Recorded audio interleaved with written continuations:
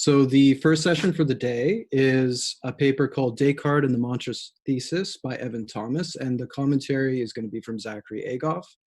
Evan's from Ohio State University, and Zachary's from the University of Pennsylvania. First thing I'm going to do is I'm going to play the highlight video and the commentary video, and then we'll have a discussion, basically. So let me cue up the video.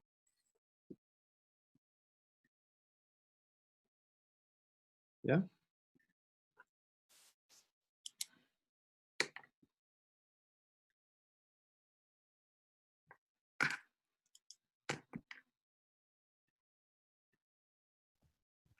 Hey everyone, I'm looking forward to hearing from you. I'm presenting my paper, Descartes and the Monstrous Thesis. I'm Evan Thomas. I'm a grad student at The Ohio State University. So this is a paper that is defending what I call a traditionalist interpretation of animal automatism. That's the view that non-human animals are material automata. There are two main camps when it comes to the interpretation of animal automatism. There's traditionalism, according to which animal automatism entails the monstrous thesis that animals are without feeling or awareness of any kind. So on this view, animals lack minds. On the other hand, there is revisionism, according to which animals have some form of first-order sensitive states, such as sensory perceptions, passions, or feelings, but they lack higher-order cognitive states. So here's the big picture for the paper. I argue that Descartes and his contemporaries were likely familiar with the idea that animals are distinguished from humans in part by possessing only first-order cognition. In other words, Descartes and his contemporaries were familiar with the picture of animal mentality that revisionists attribute to Descartes. So, if revisionism is correct, then Descartes should have had no trouble communicating that his view accords animals' first-order cognition, because he and his contemporaries are familiar with this idea.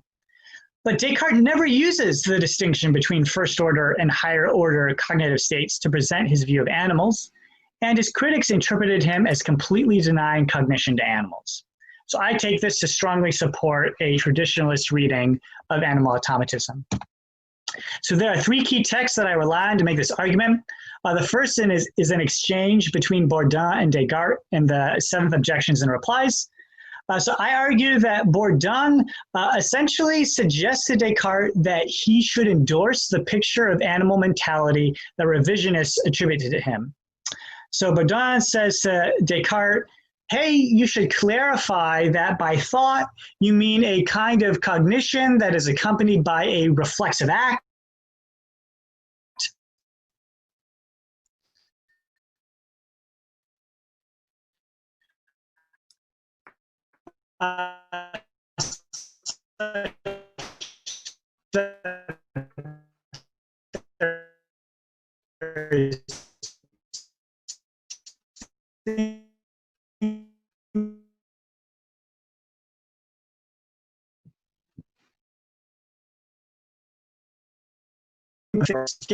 Of first-order cognition will be capable of higher-order cognition. So we have to completely deny cognition to animals.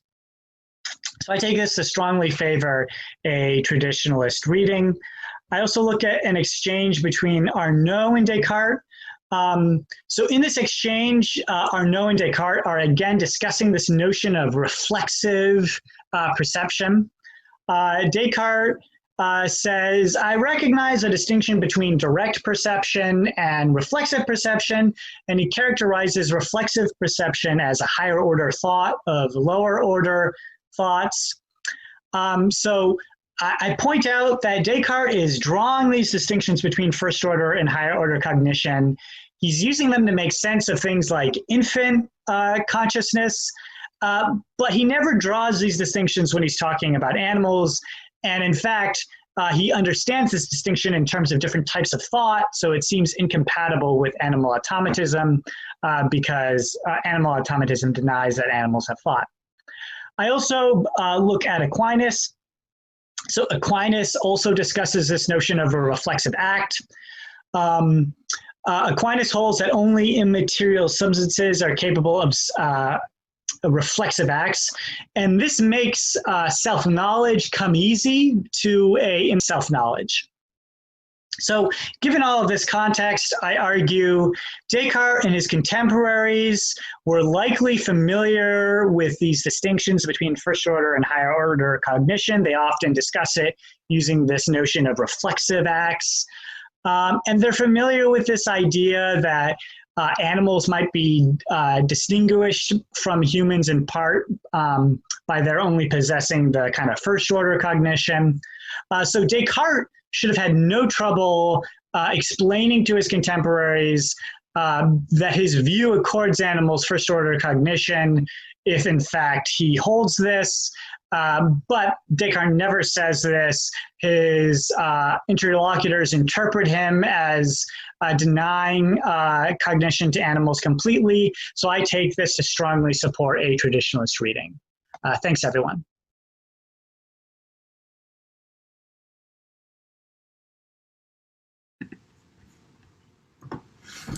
Hi, everyone. My name is Zachary A Goff, and I'm a PhD student at the University of Pennsylvania. I'll be providing comments for Evan Thomas's paper, Descartes and the Monstrous Thesis. Evan's paper offers a compelling new development in the debate over whether Descartes maintained that animals lack any form of sentience. Of course, I'm obligated to push back on some of the joints of Evan's paper, so here I'll just briefly consider a few of the lines of response that I explored in my comments. Firstly, Cottingham argues that non-human animals possess a form of sensation and passion that in no way depends on thought. As far as I can tell, this position is not argued for in terms of lower and higher orders, but rather in terms of dependence. If it isn't framed in terms of ordering, then I worry that Cottingham's revisionism actually falls outside the scope of Evan's argument. This isn't to say that Evan's argument doesn't address a number of forms of revisionism, as it does quite well, but it doesn't seem to capture Cottingham's revisionism. Secondly, at the beginning of Passions of the Soul, Descartes offers a rather broad definition of passion, only to hone in on a more specific definition later on. The most broad way of reading this passage is to say that a passion is just whatever is acted upon in some circumstance. A thing has a passion just in the case when it's passive toward something. I wonder whether a revisionist might be able to retreat to this passage in light of Evan's argument and still maintain that passions are experienced by non-human animals just insofar as they can be passive. Thirdly, in Descartes' letter to Henry Moore, Descartes frames the animal sentience debate in terms of probability. Since Descartes is often read as a great lover of deduction, I do find this rather interesting. I'm curious to hear from Evan whether this might actually soften the monstrosity of the monstrous thesis. I'm also curious how the probabilistic nature of the argument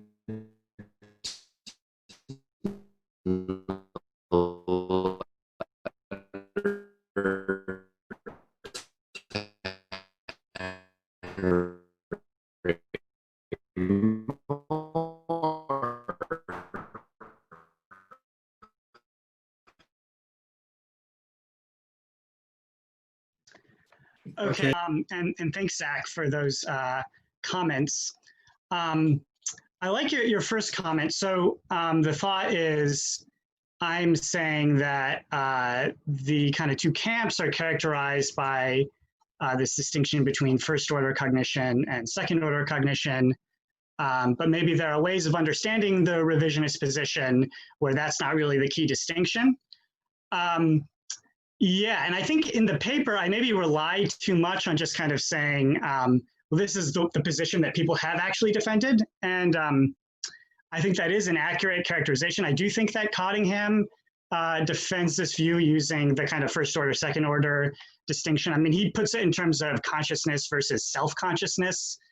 He says that thought is like the self-conscious apprehension of the mind that it is seeing, is a quotation from the article.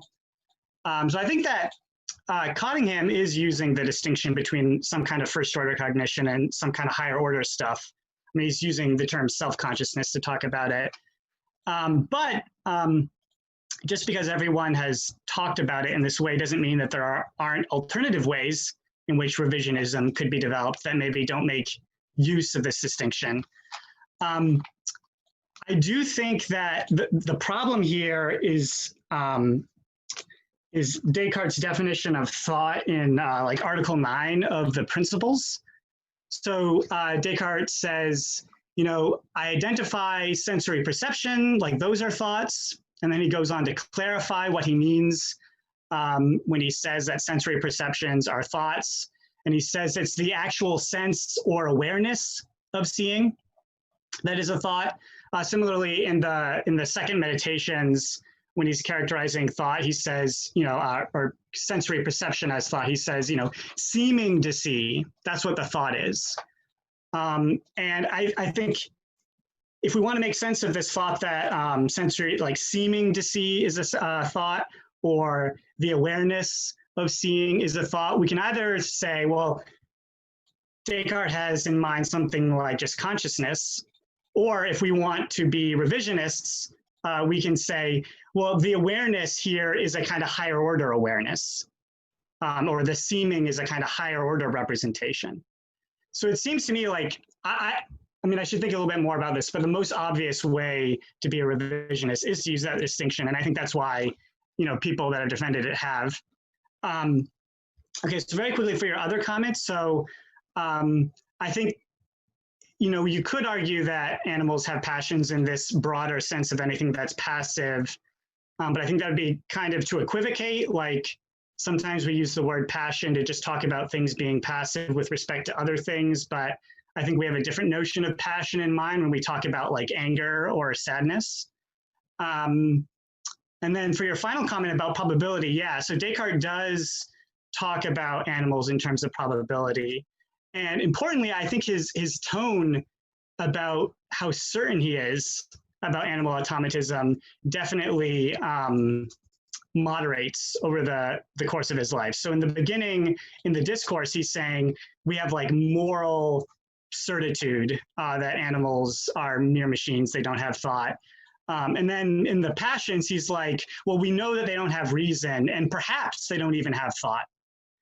So I do think that that does kind of show that Descartes maybe wasn't as monstrous as he could have possibly been. There was at least room for doubt in his mind. But yeah, thanks very much, Zach, for those comments. All right, Zach, do you have any follow-up questions or any response to them?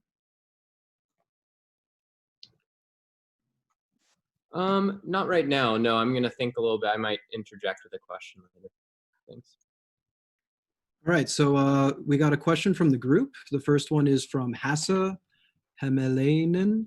I'm not good with Finnish names, so go ahead. Thank you. Thank you. So of course, I agree with this presentation, but I don't actually understand why people even have proposed a so-called revisionist interpretation, because I see this completely implausible with regard to Descartes. Because, well, I think that actually it's Descartes and his contemporaries, they were not only likely familiar with the first order cognition, but I think that they were certainly familiar with this idea, because the views that animals have a form of cognition and emotions and even intentional states, it was pretty much the only view before Descartes, it seems to me. And you will find it not only in Aquinas, but you find it Aristotle, you find it Plato, you find it Suarez, you find it everywhere before Descartes. So I would say that it will be difficult to find any different view in pre-Cartesian philosophy.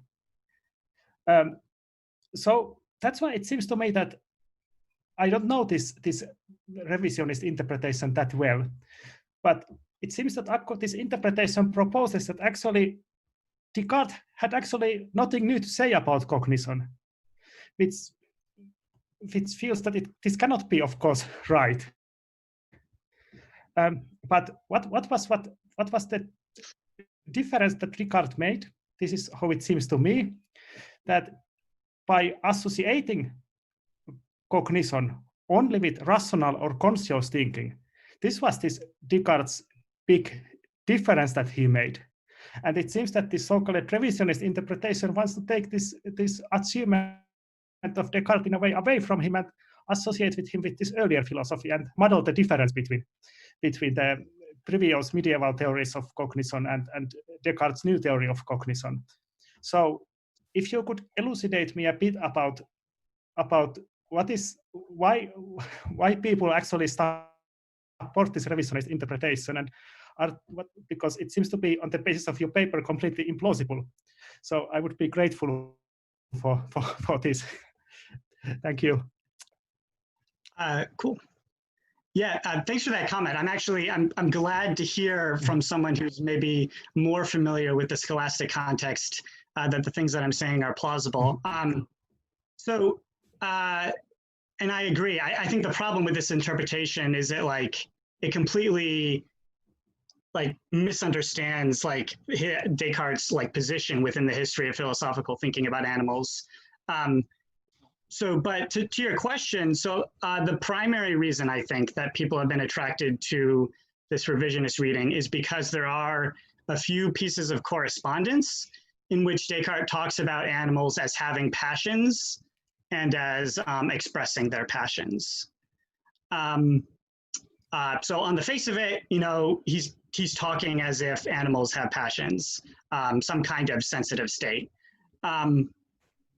And I mean, so I just think that if you look at the whole body of evidence, it's a mistake to kind of focus too much on these two pieces of correspondence. I think that what's going on is it's just incredibly difficult to talk about animals without talking about them as if they have passions, right? So you could say every time you want to talk about animals, you could say, when the animals are exhibiting the sort of motions that resemble the motions that human bodies exhibit when we're experiencing the passion of anger, et cetera, et cetera, et cetera, that's just so cumbersome, you end up lapsing into this kind of not loose talk of animals having passions. So that's my sense of the strongest kind of textual motivation for revisionism. I mean, there are other things that could be said, but I think that is my sense is that is the primary motivation. Okay, yes, well, this seemed to be pretty weak, so I was thinking whether they have anything else to say, but okay, but then it seems to be a bit anachronistic for me, this enterprise, to make Descartes' theory to appear maybe more attractive to contemporary readers, but in this way it dilutes the philosophical and historical significance of what Descartes say. I would say. Yeah. Okay, but thank you. I agree. Thank you. All right, next up we have Jan Forsman with a question. Yes, thank you. That was a very lovely presentation, and yeah, I also completely agree with what you're saying. I don't really have a question. I basically have also this sort of this sort of a supporting comment. And because there are lots of letters where Descartes is discussing about animal sensations, animal passions, animal feelings, and they always feel like Descartes is saying that when a wolf sees a lamb, or when a dog, if you this sort of very, which don't make him look in a very good light, but if you beat a dog to the sound of violin, then the dog will feel pain every time the violin is played. But these kind of they clearly show that Descartes is not saying that there's a mechanistic thing that makes it like this and this and that's why the dog flees. No, because the dog feels pain. The dog senses, the dog sees. So these are very good examples of the Descartes picture is not as simple as it sometimes is shown to be. Also, I think there is one letter to Mersenne where he says that it is something in the way that animals don't sense and think in the way we do. So that also would be if we take it as a contextualization, it sounds like Descartes is not saying that they don't see or sense or feel or think, they just do it in a different way from us. They don't have this sort of a cognitive, they don't have this reflective kind of cognitive ability that we have. So yeah, thank you. Cool, yeah, thanks for that comment. So I mean, I think that does kind of sound like the revisionist picture. I mean, just to say a little bit about that, I mean, so if you look at, for example, Descartes' theory of the passions, and I think everything that I would kind of say about the passions will also kind of apply to things that he says about sensory perception. Descartes' view is that, a lot of what we do when we're acting passionately, which we might have thought was the product of our mind, is actually the product of our body, right? And all of that stuff is going to be shared between us and animals, right? So if you want to call that stuff passion, right? And if you want to call the kind of corresponding mechanical states that, explain the sense in which they're able to, navigate their environments, you can call that sensory perception. Then yes, animals have that stuff, right? But where I think the kind of revisionist reading goes wrong is saying that we should characterize, like Descartes characterized the states of animals or those material states of the human in those kind of mentalistic terms. So I think in a letter, I think it's to Mersenne, I might be wrong, he says, I ascribe to animals all the movements that typically accompany pain, but I deny them the feeling of pain. So it seems to me like, and also given the arguments in my paper, I don't want to just say like, what he's denying to them is this higher order cognitive stuff. It's also like the feelings, the kind of first order stuff. So yeah, the animals have a lot of the machinery that performs the kind of causal functional role of a lot of what's going on in us as well. But I don't think that Descartes actually thinks of that stuff in mentalistic terms. I think he says, well, that's the mechanical stuff. And then, mentalistic terms, those are properly speaking reserved for states of the immaterial soul. All right, good. Next question is from Colin, unless Jan has another follow-up. Okay, so Colin, go ahead, ask your question. Oh, thanks. Thanks, Evan. So I want to ask you a little bit about the way you are setting things up. And in your presentation, it sounded like you're assimilating reflexivity and higher order awareness. And I guess I wondered whether the revisionists are kind of like forced to accept that those two things are the same. Because you might have a reading of Descartes where consciousness is this like reflexive feature of all thoughts. But it's not like it's a higher order form of awareness, if by that you mean a kind of like distinct mental state that has like the first order thought as its object.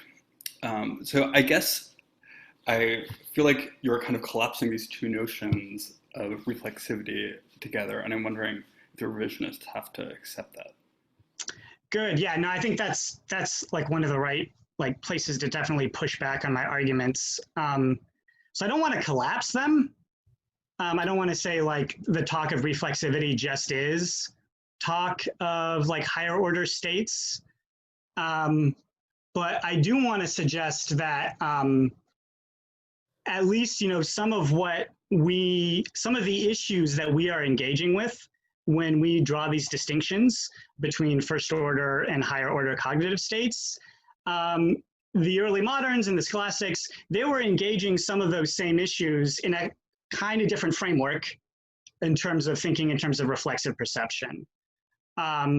So the thought is something like, they're not exactly the same thing, but they're still similar enough that I'm going to be able to make some of my points. But yeah, so reflexive perception, at least in some people, so actually Descartes, when he talks about reflexive perception, I think it is clear that he's talking about a higher order state in his exchange with Arnaud. But I think that clearly in other people's hands, when they're talking about reflexive perception, they're talking about some single state, which is somehow simultaneously both like taking some external object and taking itself as an object. And that's definitely different than like the idea of a first order state, higher order state. But yeah, I don't know what I want to say about this. I think it's clear that they have this distinction between like an external object of a sensory perception and awareness of the sensory perception itself, right? Now, whether we understand that in terms of somehow the single state is aware of both the external object and aware of itself, or whether we make sense of the awareness of the sensory perception by saying there's some distinct state, that's, you know, like an interesting conversation to have, but they're aware of these distinctions. And it seems like Descartes, given that he's aware of those distinctions, should be able to say this, you know, explicitly. So yeah, I don't know. Does that answer your question?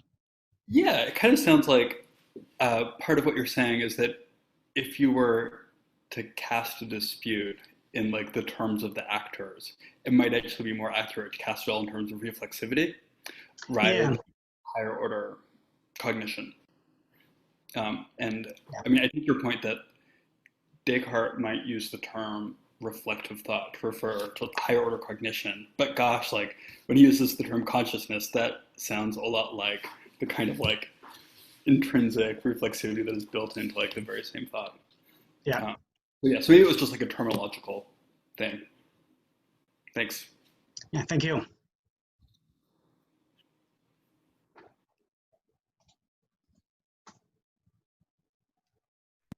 So next up on the list is Mark Bobrow. Hello. Oh. I have a comment and a question. The first is a comment about views, contemporaneous and prior views of animal cognition, right? Contemporaneous to Descartes and before Descartes. I think Descartes' thesis was considered monstrous at its time, and earlier philosophers had also considered it monstrous. I think Hasse mentioned Aristotle. Maybe I misunderstood Hasse's comment, but certainly Aristotle thought that animals had first order mental states. He talks about sensitive souls that animals have.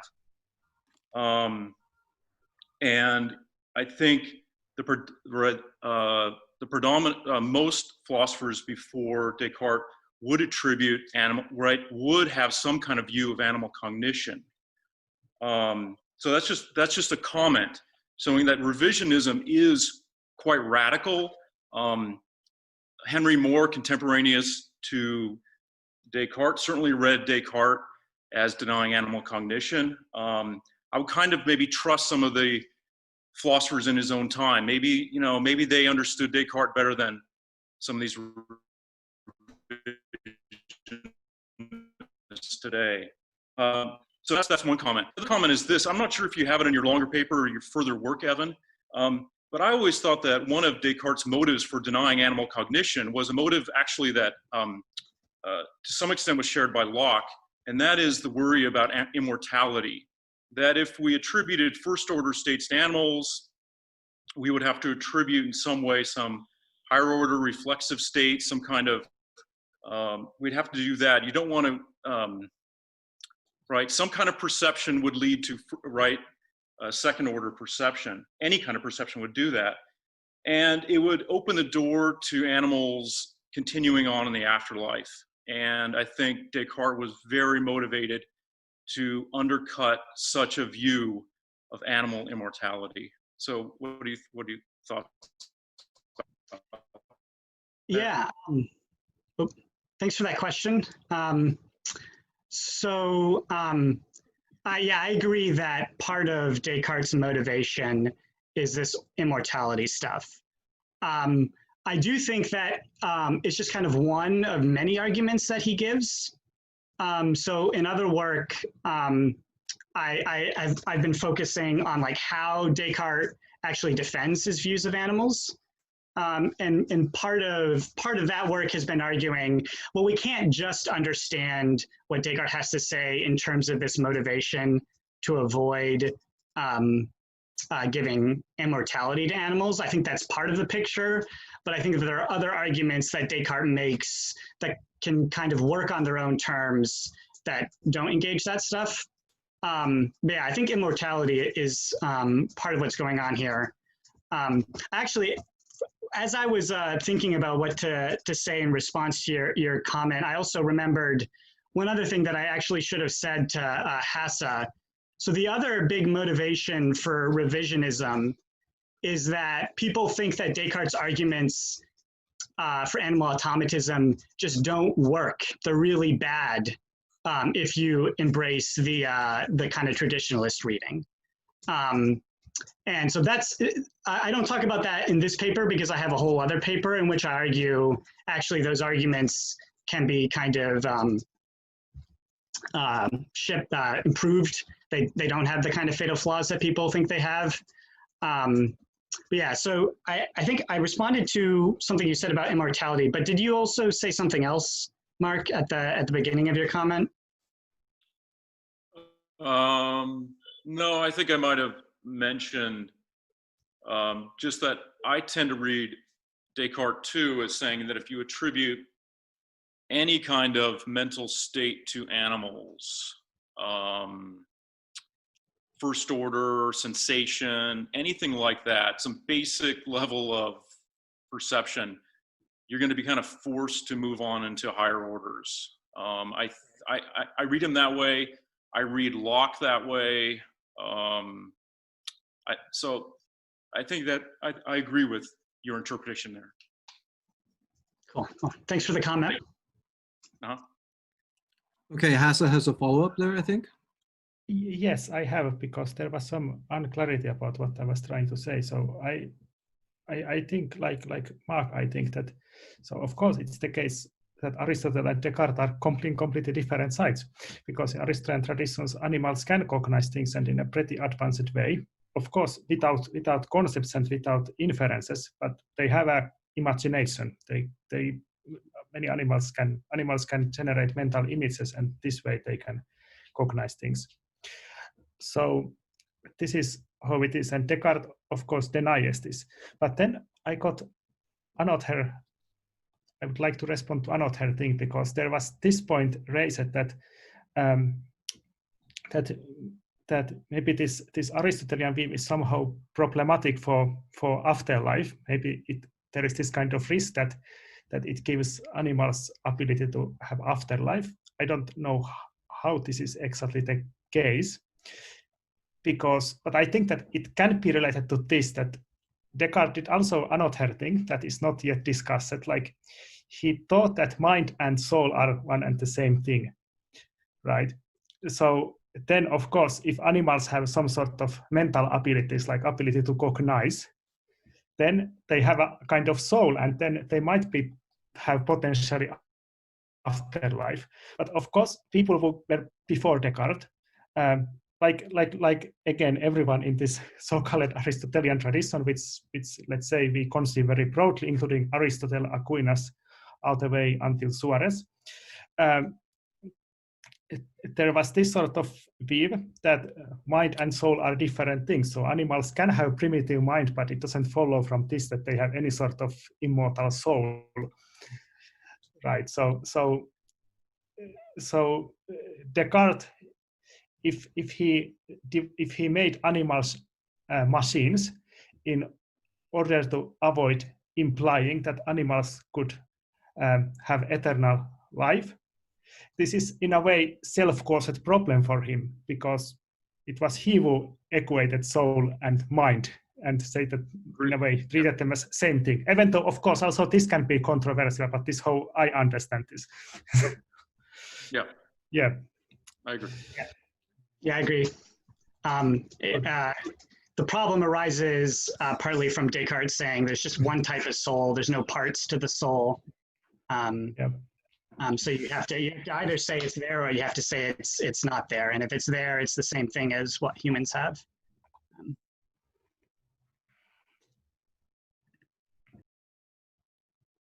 All right, so we got a question from Ben Hill next. Thanks, everybody.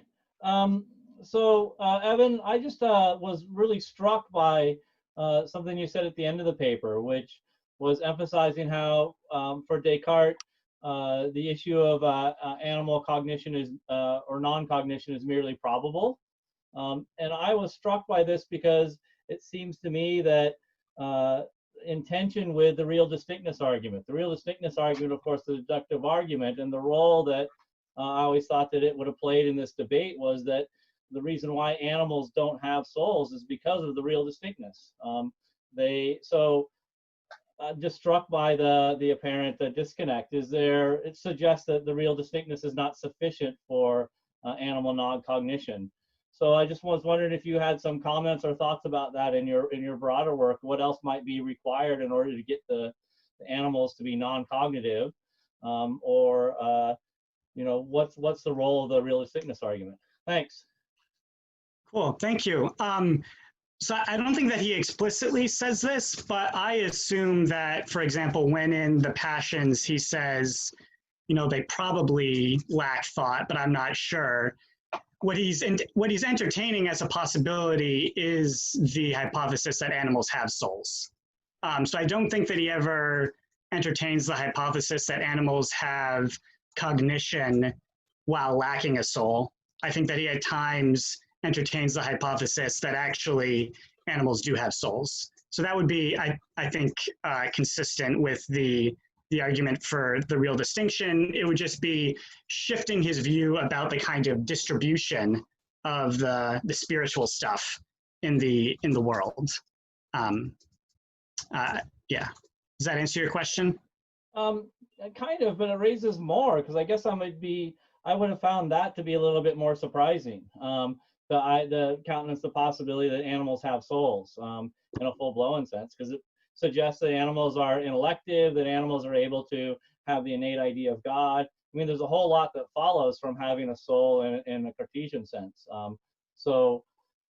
That's, not to kind of dispute what you're saying. That might be a plausible way of understanding Descartes, but from a philosophical standpoint, it seems to me to be a little bit surprising. And I'd want to chew through the details, but I think it would be I would worry about that line of response for those reasons. Thanks. Yeah, thank you. No, that's interesting, because I kind of wonder if the reason why I've always assumed that is what Descartes is entertaining as a possibility is because I think that that's the right way for him to think about this. And maybe I'm kind of putting my own assumptions onto him. I know that there were later Cartesians who thought about this issue, and they thought that the right way to make room for animal cognition was to give them a soul. And then they engage with all those questions of like, well, how are we going to give them a soul while explaining why they don't have, the rational intellectual stuff and so forth. There might have also been thinkers who pursued the kind of alternative possibility that I think you're thinking about here, which would be to say that a kind of revisionist view, like a view that allows some kind of cognition that is not tied to the soul. So yeah, I guess that's an interesting thing that I'll have to think more about. Thanks for the comment. All right, Colin, you have another question? Yeah. So this is kind of like a bigger picture question about the dispute between the revisionists and the traditionalists. And I guess I'm wondering how much this is driven by different conceptions of what Cartesian thought is. In other words, what the principal attribute of the mind is. And I wonder if there's if that tracks the contours of this debate. Because if I think that Cartesian thought is like intellection, and that every mental state includes an element of intellection, gosh, it's going to be a pretty hard sell to convince me that animals have any kind of thought, any kind of mental state whatsoever. On the other hand, if I think that the principal attribute of the mind is representation or something like that, it's going to be way easier for me to accept the idea that a purely mechanical system can represent in some sense, or at least there's a resemblance between what the mechanical system does and what we do. So I guess I'm wondering, to what extent is that really driving the dispute here between different conceptions of the nature, essence, or principal attribute of the Cartesian mind? Cool. Yeah, that's a great question. So as I understand the the debate in the literature, it totally is about the nature of Cartesian thought. Although I think I understand that debate more in terms of like is it this reflective higher order stuff, or is it this kind of more primitive consciousness that maybe, you know, kind of resembles some things that earlier thinkers were talking about in terms of like intrinsic reflexivity, as you were mentioning earlier. Now, whether or not the essence or like the kind of fundamental nature of thought is representation or intellection is totally relevant to how you think about all these issues.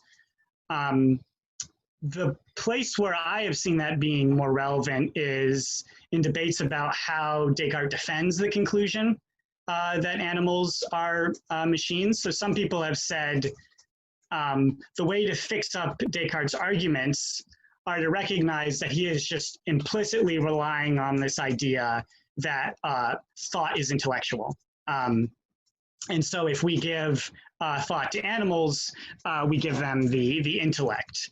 And then, yeah, so I have engaged with that thought in other works. So I think that kind of gets things backwards. I think that if Descartes does have this view that all thought is in some way intellectual, maybe conceptual, that is a conclusion that would be more like following from the defense of animal automatism and the conclusion that the soul is present just in human beings, then it would be a premise that he uses to defend his views about animals. So yeah, that's where I see that debate coming into play, is more in like understanding the argument for denying animals thought. You look like you have a follow-up, Colin. Yeah. So if I understood the last thing you just said, it sounded like you were suggesting that like Descartes' view of what thought consists in would be downstream from the conclusions about animal automata. And that just strikes me as like pretty wildly implausible, because like gosh, what is Descartes trying to do in meditation too, among other things, like try to identify the nature of thought. Similarly, like I just don't see how you can run the real distinction argument without at least feeling like you know what thought is. So I'm not totally convinced about your characterization of the order of reasons here. Yeah, I mean, I guess I don't necessarily want to endorse the hypothesis. That is the order of the reasons.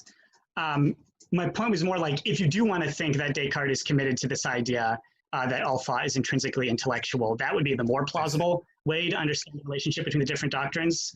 But I mean, so I would tend to think of the nature of thought just in terms of it being consciousness. As slippery as that notion is, I think that's kind of what Descartes has in mind. Now, there is this kind of further question of, you can recognize that the essence or the nature of thought is consciousness, and then you can kind of ask these further questions, like, for example, like, what is the difference between the confused states of the mind-body union, the sensory perceptions, the passions? How does all that stuff relate to the pure states of intellection? And you could endorse the hypothesis that the confused states, the sensory perceptions and the passions, are all, they have some implicit like conceptualization, or they're all somehow implicitly intellectual. But that would be like an additional claim about thought that is kind of building on this core assumption that thought is characterized by being consciousness. I think it would be more like an additional like explanatory hypothesis. Yeah, hopefully that helps answer. Okay, so next up is Nate Rockwood with a question. Go ahead, Nate. Thanks. Yeah, I have a follow-up kind of to Ben's comment about the probability point. So and I'm a little less familiar with the animal cognition stuff than some of Descartes' other stuff. But in the world, he argues against Aristotelian causal powers. I take it on the grounds that any sort of we can give a mechanical explanation for natural phenomena. And if the mechanical explanation is sufficient, then we just like don't have any reason to believe in Aristotelian causal powers. And then I'm a little less sure. I mean, I think that's how the argument is going. And then I take it that the point is this, although I'm a little less sure about the first point. So one thing, I think Descartes grants the possibility that Aristotelian powers exist, like that we can explain.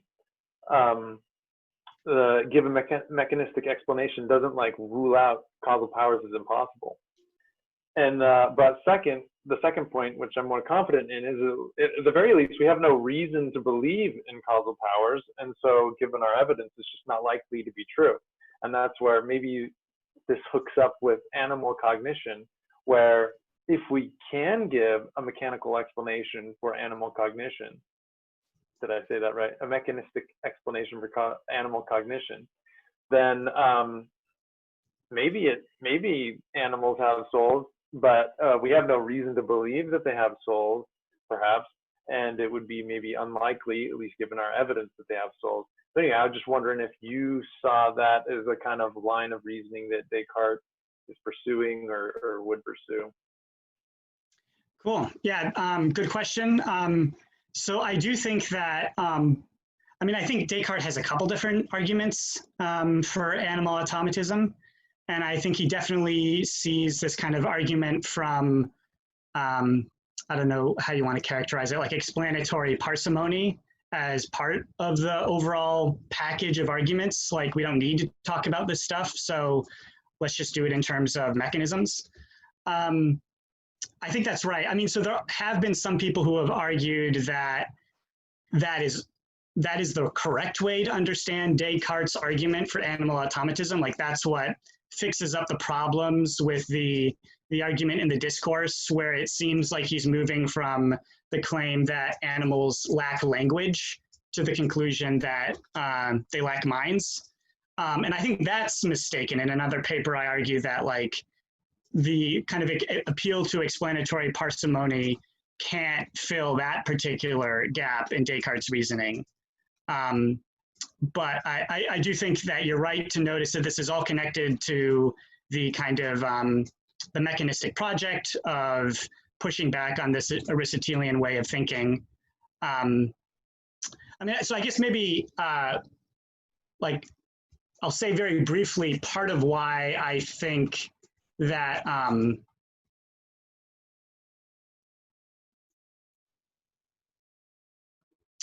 you can't understand Descartes' argument for animal automatism exclusively in terms of this reliance on parsimony. So I think the problem is partly that Descartes actually has the resources to make sense of saying that animals have a soul like human beings. And the reason that he has the resources to think this is because he discusses infants and what he calls madmen, which I'm assuming he means like people with cognitive disabilities. So he says that such human beings have an immaterial soul just as much as the rest of us. But the kind of state of the body is not really ideal for cognition. And so because of the mind-body union, the soul is kind of unable to break free and engage in intellection. So given that, it seems to me like Descartes could just say, well, animals have an immaterial soul just like we do. And the reason why we don't see them speaking, the reason why we don't see evidence that they have reason is because the state of their body prevents their soul from engaging in this pure intellection, just like the bodies of infants and people with cognitive disabilities are unable to do that. So notice that if Descartes did say that about animals, he could still have a very, like, it seems like his view could potentially be just as parsimonious.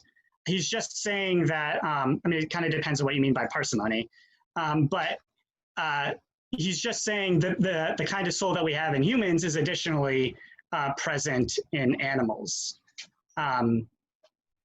Yeah, so that would be kind of part of the reason why I think parsimony is part of the story, but not the full story. Okay, our next question from Steve Mishler. Go ahead, Steve.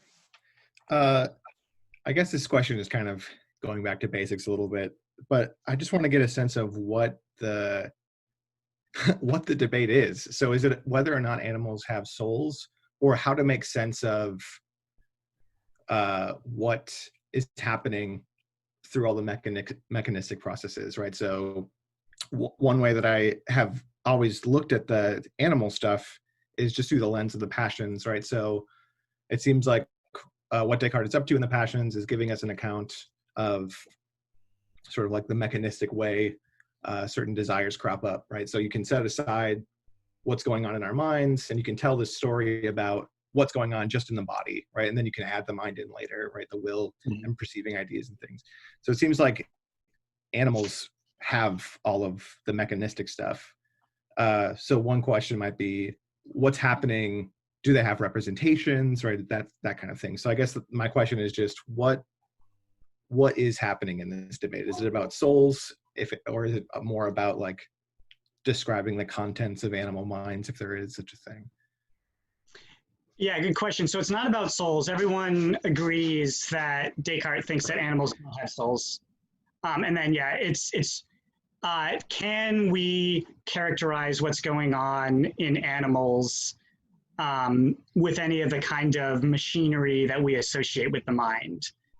So one possibility is to say, well, actually, they've got consciousness. I think that's kind of the view that Cottingham defends, or at least he says something like, Descartes was a little bit confused on this. He didn't really need to say that they lack consciousness, even if he did kind of at moments think that.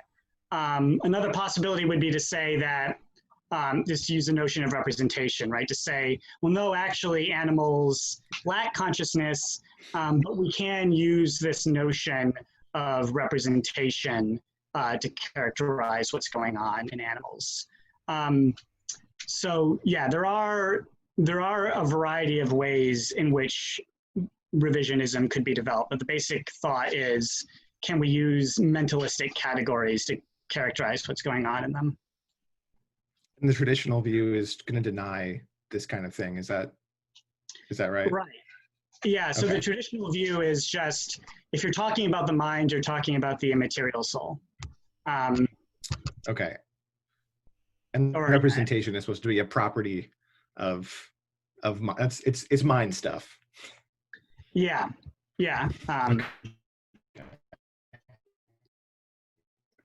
Okay, so we have time for one last question from Jan Forsman. The second question from him. Go ahead, Jan. Thank you. I think I could somewhat try to like clarify what I was trying to say later. I still don't disagree with what you are saying, that Descartes does not even give the first sense. What I'm trying to say more is that I'm not as strong or as Cottingham on this. I don't think that that the animals have any kind of cognition, or as you call consciousness. What I'm trying to say is that there is still some wiggle room there to make. I think what also Zach was trying to say in his comment, that there is still some wiggle room to make the monstrous thesis less monstrous than it appears. But of course, this comes back to what do we perceive this monstrous thesis to be? Because I think this is also, there has been a lot of vagueness here, because some people take the monstrous thesis to be that just animals are just robots, or like this kind of thing, and like it's basically they are, but like that they have no, like, for example, how would I say that animals don't feel anything, or they don't sense anything. This kind of it's robots in this sense. Of course, Descartes does think that they are basically like high functioning robots, but the high functioning of the robot is so high that we don't even we can't replicate them. And that's suggest something, that there is something that is I wouldn't say it's close to like cognitive sensing or passion, but there is something that is going on in there that is not just this sort of like not feeling or not sensing it. This is what I guess. This is what I was trying to. But there is a bit of like a wiggle room here. But of course, this, like I said, this comes back to what do we take the monstrous thesis to be. Thank you. I see. Thanks. Do I have time to say anything about that? Yeah. So I guess very quickly I would ask. So are you suggesting that, on your view, it is appropriate to say that Cartesian animals like sense things? That's the claim that you want to say makes sense? Okay. Sense, feel, they have pain, they have sense, like they, and maybe sense perception is too strong, but they sense, they feel, they have pain, they have like some sort of passion, like mechanistic, at least. This kind of like the same kind of passions that we have when we just think of the body, human body as a body, which Descartes also talks about in, like for example, in the Treatise on Man and this kind of stuff. Okay, well, I think we're kind of out of time now, but yeah, thanks for that comment. Okay, do you have any last words, Evan? Anything you want to say before we stop? Well, I guess thanks everyone. This has been great. Yeah, thanks everyone. Very helpful comments. Okay. And I guess also to Ben for setting everything up. All right, so before we go to break, Ben wants to make a few comments. Go ahead, Ben. Thanks, everybody. So I just wanted to talk a little bit about the next session, which is an informal session. Again, this is an experiment. I appreciate everyone's willingness to kind of bear with us and see how it works. The idea behind it is that we can kind of have a less moderated or even unmoderated informal discussion about a topic that we might have views about. I chose a kind of teaching, professional related topics typically for this.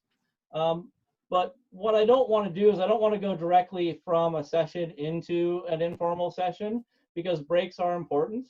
I hope none of you guys have ever been cursed to have an 8 or 12-hour day of nonstop Zooming. I have, and it's unpleasant. We schedule these things hour to hour, and I don't want to do that. I want everyone to feel like they can take a break, take 5 minutes, even 10 minutes, get a cup of coffee, walk around a bit, and not miss anything. So number one, I'd like to encourage everyone to take the breaks, but the informal session will start right away, but it is meant to be something you can jump in if you take a little bit longer of a break. So I just wanted to say that because we all saw before the start of the first session what dead air is like on this format. Dead air, we don't know who's supposed to be talking. You know, we're all friends, we're all professional. You guys can unmute yourselves and chat, that's fine. If people want to continue the conversation between sessions, we won't mute everybody's mic and stuff, but I want everyone to feel welcome to get up and move around a bit and use the breaks. So that's all I wanted to emphasize. Thanks, everybody. Okay, Ben, do you want to start the informal discussion at 5 after, or do you want to start it right away? I lost my. Yeah, let's take 5 minutes so that we do have that chance. So we'll start at 5 after, and then. But like I said, if you need more time, please take it. Thanks. All right. Thanks, everybody. We'll be back in about 5 minutes.